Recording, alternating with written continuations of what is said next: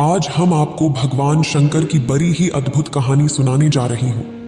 एक बार भगवान भोलेनाथ पृथ्वी लोक पर भ्रमण के लिए गए तो उन्होंने एक युवा को देखा। वह ईश्वर को दोष देता जा रहा था। वह अपने जीवन से निराश था, दुखी था। तब भगवान शंकर बौद्ध भिक्षु का रूप धारण करके उस युवा को असली दुख के बारे में ज्ञान देते हैं। तो चलिए इस कहानी के माध्यम से समझते हैं कि असली दुख क्या होता है। अगर आप यह कहानी सुन रहे हैं तो पूरा सुनिए। इस कथा को आधा अधूरा छोड़कर जाने की गलती मत करिएगा, क्योंकि इस पवित्र कथा को पूरा सुनने से मनचाहा फल की प्राप्ति होगी। इसलिए इस कथा को पूरा सुने। आप शिव भक्त हैं तो भोलेनाथ का अनादर ना करें। सुख और दुख एक ही सिक्के के दो पहलू हैं। ये बात तो आपने सुनी ही होगी। सुख और दुख हमारे जीवन में लगातार आते ही रहते हैं और हमें लगता है कि हमारे जीवन में हजारों दुख हैं, हजारों समस्याएं हैं। लेकिन अगर आप वास्तविक तौर पर देखें, अगर आप इस बात को अच्छी तरह से समझें, तो आप ये समझ पाएंगे कि हमारे जीवन में केवल एक ही दुख होता है। और दुख क्या है वो हम इस कहानी के माध्यम से जानेंगे। और उस दुख का निवारण, उस दुख का समाधान क्या है, वो भी हम इस कहानी में ही जानेंगे। तो इस कहानी के अंत तक जरूर बने रहिए। एक समय की बात है, एक गांव में एक व्यक्ति रहता था। उसका नाम सोनू था। वह बड़ा आलसी था और अपने जीवन से बहुत निराश था। और उसका कारण यह था कि उसने अब तक अपने जीवन में कुछ भी हासिल नहीं किया था। वह कुछ भी नहीं करता था। उसके घर वाले भी इस बात से बहुत परेशान रहते थे।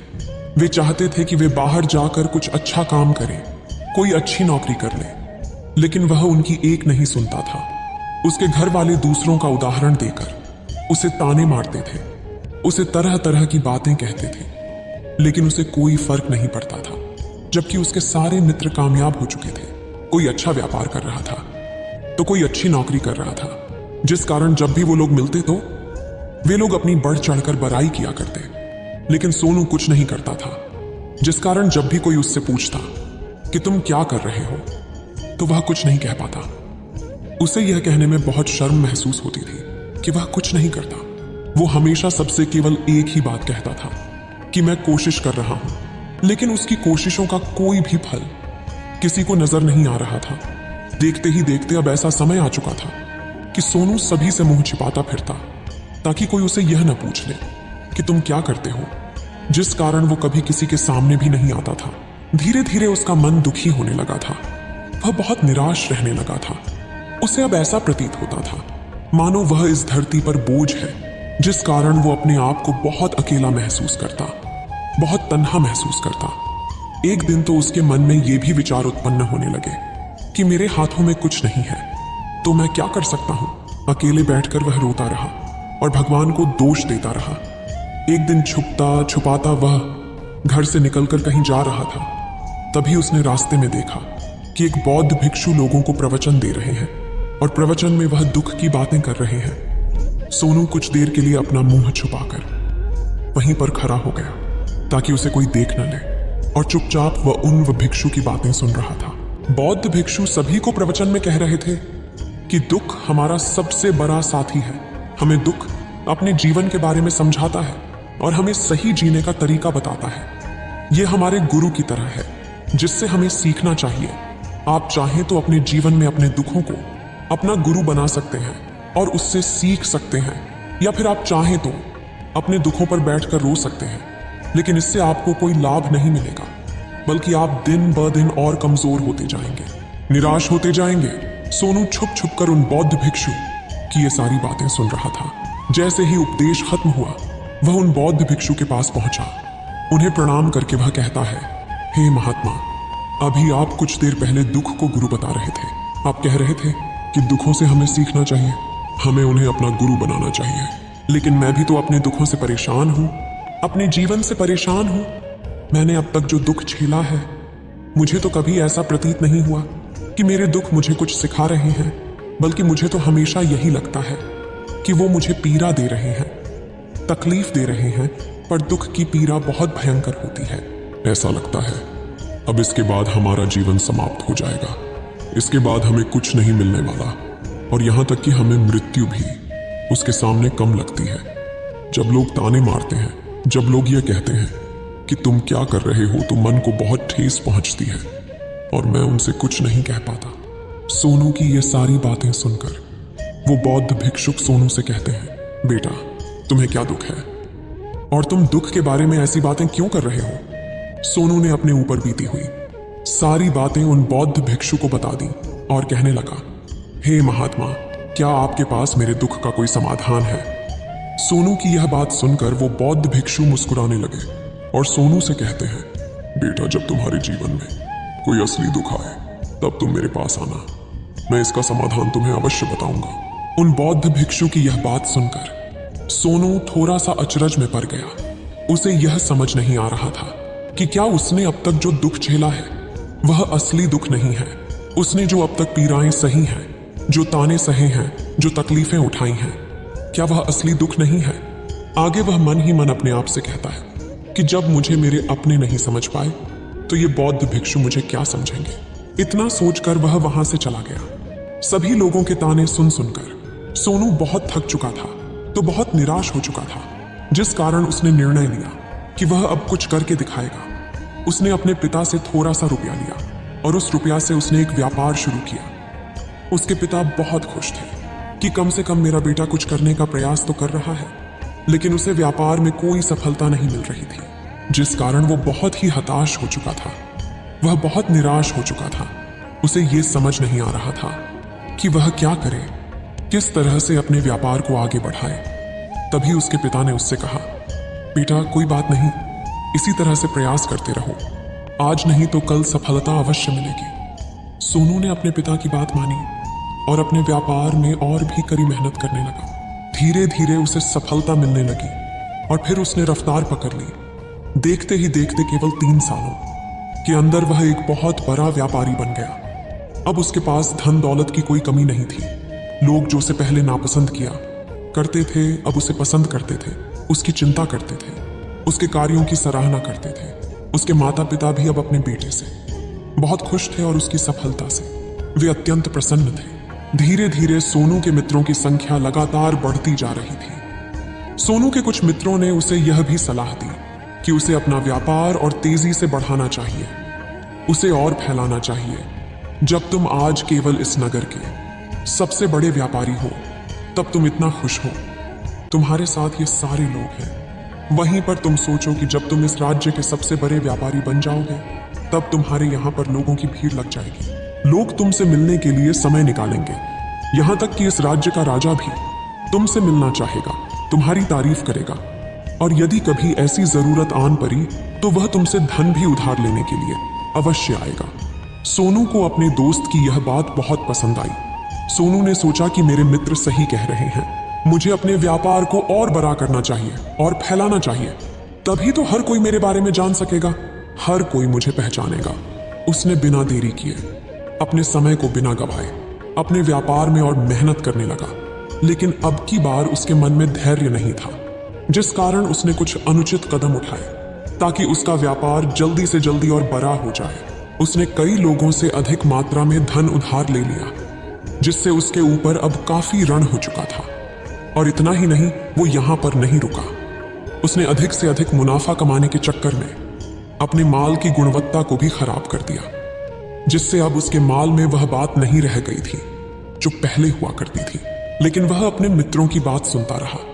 जैसा उसके मित्र कहते थे वो वैसा ही करता चला जा रहा था। यहां तक कि उसने अपने व्यापार को और भी तीव्रता से बढ़ाने के लिए अपने दूसरे छोटे व्यापारियों के खिलाफ षड्यंत्र भी रचने शुरू कर दिए, जिस कारण उसके मन में अब पहले जैसा वह सुकून नहीं था। उसे अब रातों को नींद नहीं आती थी।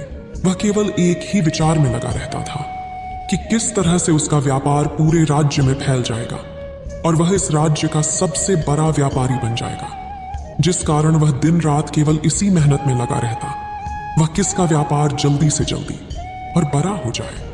हालांकि उसके पास अब सब कुछ था, धन दौलत, अच्छा घर, गाड़ियां, नौकर चाकर, सभी सुख सुविधाएं। लेकिन उसके बावजूद भी वह उन चीजों का लाभ नहीं उठा पा रहा था, क्योंकि उसका पूरा ध्यान केवल अपने व्यापार को और उन्नति पर ले जाना था। एक दिन सोनू अपने रथ पर बैठकर एक मार्ग से होकर गुजर रहा था। तभी रास्ते में उन्हें गुरुवर का आश्रम पड़ा। यह देखकर वह उन बौद्ध भिक्षु के पास गया और बौद्ध भिक्षु से कहने लगा, हे महात्मा, आपने कहा था कि जब मेरे जीवन में कोई असली दुख आए तब मैं आपके पास आऊं। इस कारण मैं यहाँ पर आया हूँ। आज मैं बहुत दुखी हूँ। मैं रातों को सो नहीं पाता। मेरे पास सब कुछ होते हुए भी मैं उनका लुत्फ नहीं उठा पाता।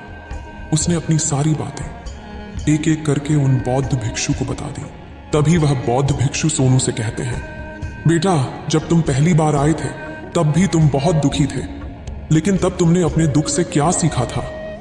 इसके जवाब में सोनू उन बौद्ध भिक्षु से कहता है, हे महात्मा, जब मैं अपने जीवन में कुछ नहीं कर पा रहा था तब मैंने अपने दुखों से यह सीखा था कि केवल सोचने मात्र से कुछ नहीं होगा। उसके लिए हमें कुछ करना भी पड़ेगा, और केवल कोई कर्म करना ही हमें सफल नहीं बनाता, बल्कि उस कर्म को उसके अंजाम तक पहुंचाना हमें सफल बनाता है। फिर चाहे रास्ता कैसा भी हो, फिर चाहे परिस्थितियां कैसी भी क्यों ना हो, फिर चाहे कितनी ही बाधाएं आपके रास्ते में क्यों ना आ जाएं, चाहे ऐसा क्यों ना लगने लगे कि अब आपके जीवन में कुछ नहीं बचा और आप कुछ नहीं कर सकते, तब भी हौसला बनाए रखो, उम्मीद न छोड़े और अपने कार्य पर डटे रहो, यह सोचकर कि जब तक मैं अपने कार्य को सफल नहीं कर लेता, जब तक मैं अपने लक्ष्य तक नहीं पहुंच जाता, तब तक मैं इस कार्य को करता रहूंगा। मैं इस कार्य में अवश्य सफल होकर ही रहूंगा। जबकि बाकी लोग केवल सफल लोगों को महत्व देते हैं, उनके कर्मों को नहीं। सोनू की ये सारी बातें सुनकर वह बौद्ध भिक्षु मुस्कुराने लगे और इस सोनू से कहते हैं, बेटा, जब तुम्हारे जीवन में असली दुख आए तब तुम मेरे पास आना, मैं तुम्हारी समस्या का समाधान अवश्य करूंगा। इतना कहकर वह बौद्ध भिक्षु वहां से उठकर चले गए। सोनू एक बार फिर से उनकी ये बातें सुनकर आश्चर्यचकित रह गया। उसे अब यह समझ नहीं आ रहा था कि क्या उसने जो दुख देखा है, उससे जो तकलीफें अब तक सही हैं, क्या वह असली दुख नहीं है? उसके मन में अब एक सवाल उत्पन्न होने लगा कि असली दुख क्या है और इसकी पहचान क्या है, और मुझे कैसे पता चलेगा कि इस समय में असली दुख मैं हूं। लेकिन उसने कुछ नहीं कहा। वह यह सब सोच ही रहा था कि तभी वह बौद्ध भिक्षु सोनू के पास एक बड़ा सा घड़ा लेकर पहुंच जाते हैं। उस घड़े के अंदर सोने के सिक्के थे।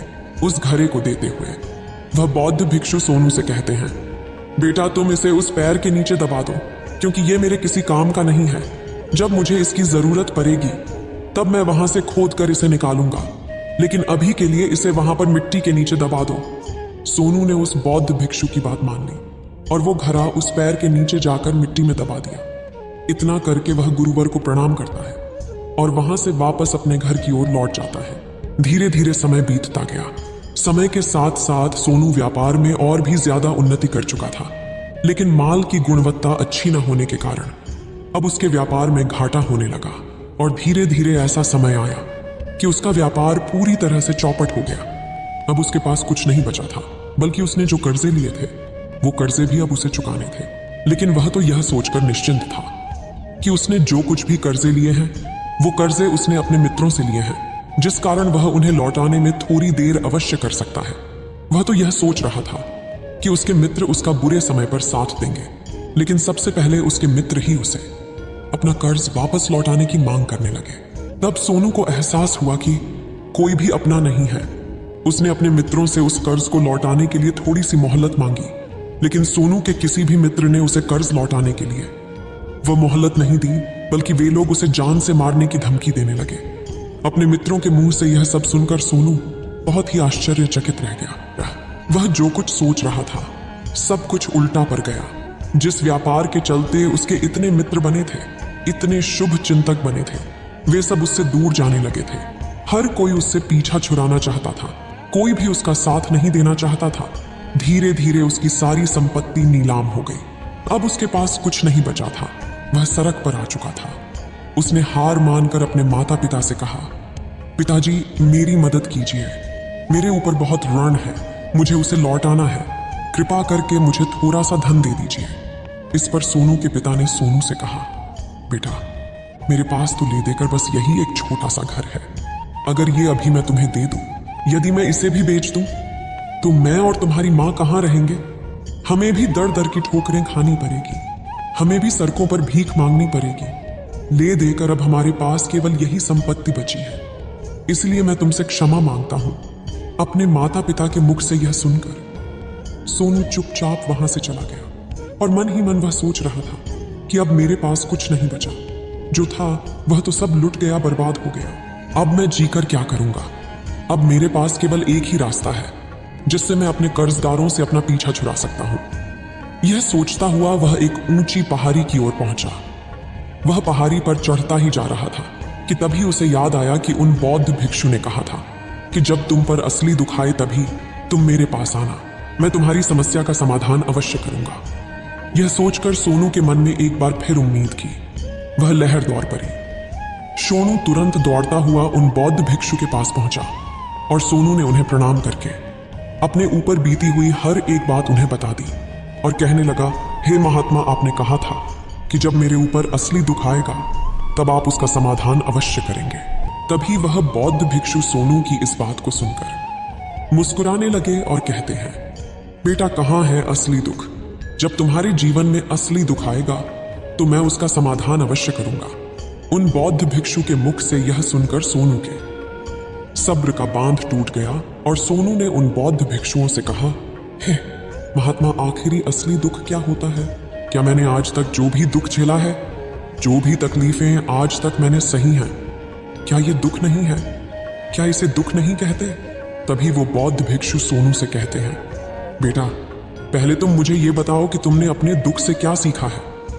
इसका जवाब देते हुए सोनू उन बौद्ध भिक्षु से कहता है, हे महात्मा, मैंने तो यही देखा है कि जो लोग तुम्हारी तरक्की में तुम्हारा पीछा करते हैं, तुम्हारे साथ जुड़ते हैं, वो लोग तुम्हें अवश्य धोखा देंगे, क्योंकि ऐसे लोग बुरे समय पर तुम्हारा साथ नहीं देने वाले, बल्कि तुम्हारा फायदा उठाने का ही वह प्रयास करेंगे। इसलिए ऐसे लोगों पर भरोसा न करें, बल्कि जो लोग तुम्हारी असफलता के समय पर, तुम्हारे बुरे समय पर तुम्हारे साथ खड़े हैं, वही तुम्हारे असली मित्र हैं और वही तुम्हारे साथ रहते हैं। और ऐसे लोग तुम्हें बहुत कम मिलते हैं, और जिन्हें भी ऐसे लोग मिलते हैं उन्हें हमेशा उनकी कद्र करनी चाहिए। आगे सोनू उन बौद्ध भिक्षु से कहता है कि जब तुम कोई कार्य कर रहे हो तो उसे पूरी ईमानदारी से करो, धैर्य रखो, लालच न करो और अपने लक्ष्य तक पहुंचने के लिए किसी के लिए भी कोई षड्यंत्र न रचो, क्योंकि ऐसा करने से तुम्हारे साथ ही बुरा होगा और तुम्हें हमेशा नुकसान में रहोगे। सोनू की ये सारी बातें सुनकर बौद्ध भिक्षु उस पैर के पास पहुंचे। उन्होंने गड्ढा खोदा और वह घड़ा निकालकर उस सोनू के हाथ में थमा दिया, जिसमें सोने के सिक्के भरे हुए थे। वह घड़ा सोनू के हाथ में थमाते हुए उन बौद्ध भिक्षुओं ने कहा, लो इसे पकड़ो, और जब तुम्हारे जीवन में असली दुख आए तब तुम मेरे पास आना, मैं इसका समाधान अवश्य करूंगा। सोनू अब भी बड़ी अचरज में था। उसे यह समझ नहीं आ रहा था कि आखिर ये असली दुख है क्या। लेकिन उसने अपने हाथों में पड़े हुए उस घड़े को देखा जिसके अंदर सोने के सिक्के थे। ये देखकर उसे मन ही मन ये लगा कि चलो, अब तो थोड़ी सी राहत अवश्य हो जाएगी। मैं अपने मित्र का वो कर्ज लौटा सकूंगा और एक नया व्यापार भी फिर से आरंभ कर सकूंगा। जिस कारण उसने उन बौद्ध भिक्षुओं को प्रणाम किया, उनका धन्यवाद किया और वहां से चल पड़ा। सोनू ने उस सोने के सिक्कों से सभी का कर्जा लौटा दिया और अपने लिए एक बार फिर से नया व्यापार शुरू किया। व्यापार छोटा था, लेकिन अब की बार सोनू बहुत खुश था। उसने पूरी ईमानदारी, मेहनत और लगन के साथ अपने व्यापार पर काम किया और देखते ही देखते एक बार फिर से वह एक बड़ा व्यापारी बन गया। लेकिन अब की बार वो बहुत खुश था, क्योंकि इस बार उसने कोई लालच नहीं की, न ही किसी के लिए षड्यंत्र रचा, बल्कि उसने पूरी ईमानदारी और मेहनत के साथ अपने व्यापार पर काम किया। लेकिन जैसे जैसे आप धनी होते जाते हैं, जैसे जैसे आप अमीर बनते जाते हैं, आपके मन में एक डर और उत्पन्न होने लगता है, और वह अपनी दौलत को न खो देना, जिस कारण आप लोग दान करना शुरू कर देते हैं, पुण्य करना शुरू कर देते हैं, लोगों की मदद करते हैं, ताकि आपके जीवन में कभी कोई दुख ना आए। लेकिन यह जीवन सुख और दुख का संगम है, जिस कारण हर किसी को सुख और दुख से होकर गुजरना ही पड़ता है। इसी वजह से एक बार फिर से सोनू के जीवन में एक और दुख उत्पन्न हुआ। अब की बार उसके माता और पिता दोनों की मृत्यु हो गई। सोनू अपने माता पिता से बहुत प्रेम करता था, जिस कारण उसके मन को बहुत गहरा आघात पहुंचा। जब आखिरी बार वह उन्हें देख रहा था तो उसके मन में हजारों सवाल उत्पन्न होने लगे। वह अपने घर लौटा। घर लौटकर उसने देखा कि जिस संपत्ति के लिए वह हमेशा लड़ते झगड़ते रहते थे, आज उसकी देखभाल के लिए कोई नहीं था। उसके माता पिता ने जो भी मेहनत की, जो भी अपने जीवन में इकट्ठा किया, सब यही रह गया। लेकिन अब सब कुछ खत्म हो चुका था। और सोनू का मन अब बहुत बेचैन हो रहा था। उसके मन में हजारों सवाल उत्पन्न हो रहे थे और वह अपने आप को बहुत अकेला महसूस कर रहा था। उसे बहुत खाली सा महसूस हो रहा था। उसने इधर उधर देखा, लेकिन उसे कुछ समझ नहीं आया। तभी उसे उन बौद्ध भिक्षु की याद आई। वे तुरंत ही भागा भागा उन बौद्ध भिक्षु के पास पहुंचा। उसे देखते ही उन बौद्ध भिक्षु ने सोनू से सवाल किया और कहा, क्या बात है बेटा, क्या कोई फिर से दुख आन पड़ा है? तभी सोनू ने कहा, नहीं गुरुदेव, अब तो सब ठीक है, लेकिन आज मेरे माता पिता की मृत्यु हो गई और मैं बहुत अकेला महसूस कर रहा हूं। मैं बहुत दुखी महसूस कर रहा हूं, जैसे कुछ खाली सा है, जैसे कुछ अकेलापन सा। तभी वह बौद्ध भिक्षु सोनू से कहते हैं, बेटा, इसमें दुखी होने वाली बात क्या है? यह तो जीवन है, एक दिन तो सभी को जाना है। यहां पर कोई भी रहने नहीं आया और ना ही कोई रहेगा। हम सब एक ना एक दिन मृत्यु को प्राप्त हो ही जाएंगे, और मृत्यु कब आएगी ये किसी को नहीं पता। हो सकता है कि तुम्हारी मृत्यु कल ही हो जाएगी, या फिर आज और अभी। यह सुनकर सोनू आश्चर्यचकित रह गया। उसने उन बौद्ध भिक्षु से कहा, हे महाराज, आप ये क्या कह रहे हैं? मैं तो अभी जवान हूं और मुझे तो अभी अपनी पूरी उम्र जीना है। मैं तो जीना चाहता हूं, कुछ करना चाहता हूं, और आप कह रहे हैं कि मैं कभी भी मृत्यु को प्राप्त हो सकता हूं। इस पर वो बौद्ध भिक्षु सोनू से कहते हैं, बंदे, इस भ्रम में मत रहना कि मृत्यु केवल बूढ़े को आती है। बूढ़ों के सामने तो उनके जवान बच्चे तक मर जाते हैं। मृत्यु कभी किसी की उम्र देखकर नहीं आती और ना ही किसी को बताकर आती है। उन बौद्ध भिक्षु के मुख से ये सारी बातें सुनकर सोनू और भी ज्यादा बेचैन हो गया और वो चुपचाप वहां से चला गया। उसके मन का वो खालीपन अब भी वैसे ही था। वह भी अपने आप को बहुत अकेला महसूस कर रहा था। उसके बाद से उसका मन अपने व्यापार में भी नहीं लगता। जब भी वह कोई कार्य करता तो उसके मन में ढेर सारे प्रश्न उठने लगते हैं। वो क्या कर रहा है, क्यों कर रहा है, और उसने इस कार्य को क्यों किया? उसके मन में अब एक और प्रश्न उत्पन्न होने लगा था, क्या हम यहां पर केवल इसीलिए आते हैं कि इस जीवन को भोगे और एक दिन मृत्यु को प्राप्त हो जाए? वह यह समझ नहीं पा रहा था कि जीवन का असली मतलब क्या है। उसने कई विद्वानों से पूछा, अपनी तरफ से जो मुमकिन हो सकता था खोजबीन की, लेकिन उसे कोई भी जवाब नहीं मिल पा रहा था। और जब उसे कोई जवाब नहीं मिला तो उसका दुख और भी बढ़ गया, जिस कारण उसके मन की बेचैनी और भी बढ़ चुकी थी। और उसे यह समझ नहीं आ रहा था कि वह क्या करे, कहां जाए, किससे पूछे। तभी उसे फिर से उन बौद्ध भिक्षु की याद आई। वे एक बार फिर से उन बौद्ध भिक्षु के पास पहुंचा और उसने अपने मन की सारी बातें उन गुरुवर को बता दी। तभी वो बौद्ध भिक्षु मुस्कुराने लगे और सोनू से कहते हैं, बेटा, आज पहली बार तुम्हारे जीवन में असली दुख उत्पन्न हुआ है। वास्तव में तो यही है जिसे हम दुख कह सकते हैं, जो दुख कहलाने लायक है कि हमें पता ही नहीं हम क्या कर रहे हैं, कहां जा रहे, क्यों जा रहे हैं, वो कौन है, क्या है, क्यों है, हम क्या करना चाहते हैं। तभी सोनू ने कहा, हे महात्मा, मेरे इस दुख का समाधान कीजिए, मुझे इस दुख का निवारण दीजिए। तभी वह बौद्ध भिक्षु सोनू से कहते हैं, हम सबके अंदर क्रोध, लालच, लोभ जैसी कई वासनाएं हमारे अंदर घर करके बैठ जाती हैं, जिस कारण हम अपने जीवन को टुकड़ों में जीते हैं और हमारी चेतना कभी एक नहीं हो पाती। हम कभी एक जगह सोच नहीं पाते, समझ नहीं पाते, और हमारी ऊर्जा शक्ति भी पूरी तरह से छिन्न भिन्न हो जाती है। और आजकल के इस दौर में हमारे पास तो इतना भी समय नहीं कि हम एक पल निकाल करके, एक पल के लिए मूर कर अपने आप को देख सकें, अपने आप को समझ सकें। वास्तविकता में हर कोई यहाँ पर अपने जीवन भर केवल दुख दुख कहकर चिल्लाता रहता है, उसका समाधान निकालने का हर मुमकिन प्रयास करता है, लेकिन जिसे हम दुख समझते हैं वह तो दुख है ही नहीं, तो इसका समाधान आपको कहां से मिलेगा।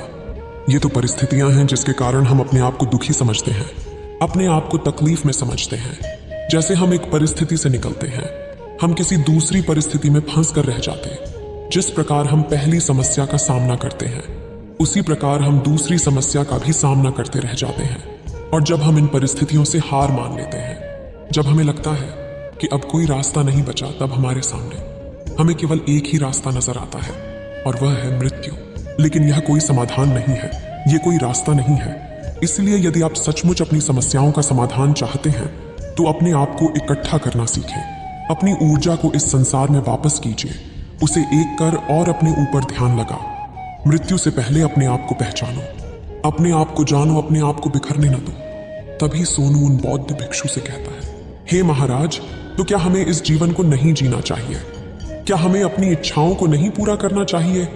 तभी वह बौद्ध भिक्षु सोनू के इस सवाल का जवाब देते हुए कहते हैं कि हमें किसी से भी लगाव नहीं रखना चाहिए, हमें अपनी इच्छाओं को मार देना चाहिए, हमें संपत्ति इकट्ठा नहीं करनी चाहिए, क्योंकि हम मनुष्य की इच्छाएं, कामनाएं, वासनाएं ऐसे होती हैं जैसे मानो कि एक पर्वत से गिरता हुआ झरना जिस पर किसी का नियंत्रण नहीं है सिवाय देखते रहने के और परेशान होने के। लेकिन जब तुम अपने ऊपर ध्यान देने लगते हो तब तुम अपने आप को पहचान जाते हो, समझ जाते हो, तब तुम इस पर नियंत्रण पा सकते हो, तब इच्छाएं भी तुम्हारे वश में होती हैं और फिर तुम चाहो तो उन इच्छाओं पूर्ति भी अवश्य कर सकते हो। गुरुदेव की ये सारी बातें सुनकर सोनू ने गुरुदेव से कहा, हे महाराज, आपका बहुत बहुत धन्यवाद, आपने मेरी सबसे बड़ी समस्या का समाधान आज कर दिया है। मैं आज से अपने आप को एकत्रित करूंगा। गुरुदेव, मानव शरीर में बहुत ऊर्जा है, बहुत शक्ति है, पर वह बेकार के कामों में लग जाती है, जिस कारण हमारा जीवन भी बेकार की चीजों में लगा रहता है। लेकिन हम कभी भी इस पर अपना ध्यान नहीं देते, हम कभी भी अपनी ऊर्जा को केंद्रित नहीं करते, अपने ऊपर कभी ध्यान नहीं देते। हमारा जीवन भी कुछ ऐसा ही है। हम अपने जीवन में हमेशा अपने आप से ऊपर वाले से सवाल करते रहते हैं कि हमारे जीवन में इतना दुख क्यों है। हम सभी के मन यह सवाल तो अवश्य ही उठता है और इसका जवाब है कि वह ईश्वर यह चाहता है कि हम अपने जीवन के अंतिम दुख तक पहुंच सकें, उस गहराई तक पहुंच सकें जहां पर हमें यह पता चल सके कि हमने अभी तक अपने आप को नहीं जान, अपने आप को नहीं पहचाना। मानव शरीर के अंदर जो ऊर्जा है, जो शक्ति है, उसके बारे में हम अभी तक नहीं जानते। हम अपने आप को चाहे तो एकत्रित कर सकते हैं, अपने आप पर नियंत्रण पा सकते हैं, लेकिन हम अपनी इस ऊर्जा का बेअर्थ उपयोग करते रहते, व्यर्थ की चीजों में लगा देते, जिस कारण हम अपने आप को कभी नहीं पहचान पाते और ना ही कभी अपने आप पर नियंत्रण पा सकते हैं। लेकिन यदि आप अपने आप को जानना चाहते हैं, अपने आप को पहचानना चाहते हैं, तो पहले आपको खुद को एकत्रित करना होगा, अर्थात ध्यान लगाना होगा। ध्यान से ही आप अपने दुखों की उन समस्याओं का समाधान निकाल सकते हैं और तभी आप अपने आप को पहचान सकते हैं, जान सकते हैं और अपने जीवन के हर दुखों का समाधान भी कर सकते हैं। इस वीडियो को बोलते समय कोई त्रुटि हो तो मैं क्षमा चाहती हूँ। उम्मीद है आप सभी को यह वीडियो अच्छी लगी।